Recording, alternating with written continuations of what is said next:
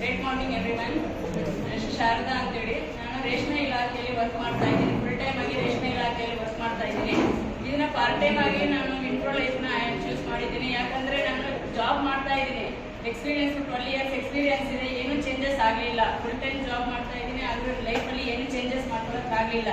ದುಡಿತಾ ಇದ್ವಿ, ಏನು ತಕ್ಕ ಮಟ್ಟಿಗೆ ಜೀವನ ಮಾಡ್ತಾ ಇದ್ವಿ ಅಷ್ಟೇ. ನಾವು ಅನ್ಕೊಂಡಂಗೆ ಜೀವನ ಮಾಡೋಕ್ಕೆ ಆಗ್ತಾ ಇಲ್ಲ. ಫುಲ್ ಟೈಮ್ ಜಾಬ್ ಮಾಡ್ತಿದ್ರು ನಾವು ಅನ್ಕೊಂಡ ಕನಸನ್ನ ಫುಲ್ಫಿಲ್ ಮಾಡ್ಕೊಳಕ್ ಆಗ್ತಾ ಇಲ್ಲ. ಅದಕ್ಕೆ ಏನ್ ಮಾಡೋದು ಅಂತ ನೋಡ್ತಿದ್ದಾಗ ನನಗೆ ಲಲಿತಾ ಮೇಡಮ್ ಅಂತ ನೆಟ್ವರ್ಕ್ ಬಗ್ಗೆ ನನಗೆ ಅಸಲು ಐಡಿಯಾನೂ ಇಲ್ಲ. ನೆಟ್ವರ್ಕ್ ಅಂದ್ರೆ ಏನು ಅಂತಾನೂ ನನಗೆ ಗೊತ್ತಿಲ್ಲ. ಅದ್ರಲ್ಲಿ ನನಗೆ ಲಲಿತಾ ಮೇಡಮ್ ಅಂತ ನನಗೆ ಈ ನೆಟ್ವರ್ಕ್ ಬಗ್ಗೆ ಪರಿಚಯ ಮಾಡಿಕೊಟ್ರು. ಅವ್ರಿಗೆ ಈ ಸ್ಟೇಜ್ ಮೇಲೆ ನಾನು ಅವ್ರಿಗೆ ತುಂಬಾ ಥ್ಯಾಂಕ್ಸ್ ಹೇಳ್ತೀನಿ. ಯಾಕಂದ್ರೆ ಅವ್ರಿಗೆ ಹೇಳಿಲ್ಲ ಅಂದ್ರೆ ನಾನು ಈ ಸ್ಟೇಜ್ ಮೇಲೆ ನನಗೆ ಈ ಅವಕಾಶ ಸಿಗ್ತಾ ಇರಲಿಲ್ಲ. ಅದಕ್ಕೆ ತುಂಬಾ ಥ್ಯಾಂಕ್ಸ್ ಹೇಳ್ತೀನಿ ಮೇಡಮ್ ಅವ್ರಿಗೆ.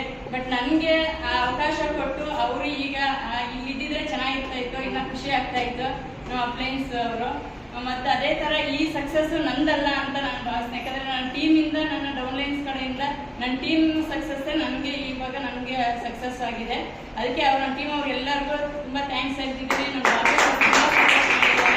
ಅವರು ತುಂಬಾ ಚಿರಋಣಿಯಾಗಿ ಇರ್ತೀನಿ ನಾನು.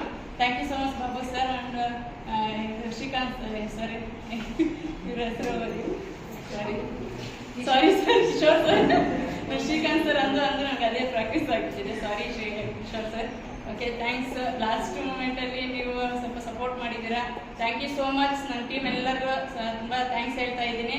ಅದೇ ಥರ ಈ ಥರ ನಮ್ಮ ಅನ್ಕೊಂಡಂಗೆ ಜೀವನ ಮಾಡಬೇಕು ಅಂತ ಸ್ಟಾರ್ಟಿಂಗ್ ಇಂದ ಇನ್ಕಮ್ ಅರ್ನ್ ಮಾಡ್ಬೋದು ಅನ್ನೋದು ಮ್ಯಾನೇಜ್ಮೆಂಟ್ ಕಡೆಯಿಂದ ಒಳ್ಳೆ ನಮಗೆ ಇನ್ಕಮ್ ಬರೋ ಥರ ಸ್ಟಾರ್ಟಿಂಗ್ ನಾರ್ಮಲ್ ಪರ್ಸನ್ ಕೂಡ ಎಕ್ಸ್ಟ್ರಾರ್ಡಿನರಿ ಆಗಿ ವರ್ಕ್ ಮಾಡ್ಬೋದು, ಒಳ್ಳೆ ಇನ್ಕಮ್ ತಗೋಬೋದು ಅಂತ ಹೇಳ್ಬಿಟ್ಟು ಈ ಥರ ಮ್ಯಾನೇಜ್ಮೆಂಟ್ ನಾನು ನೋಡಿಲ್ಲ.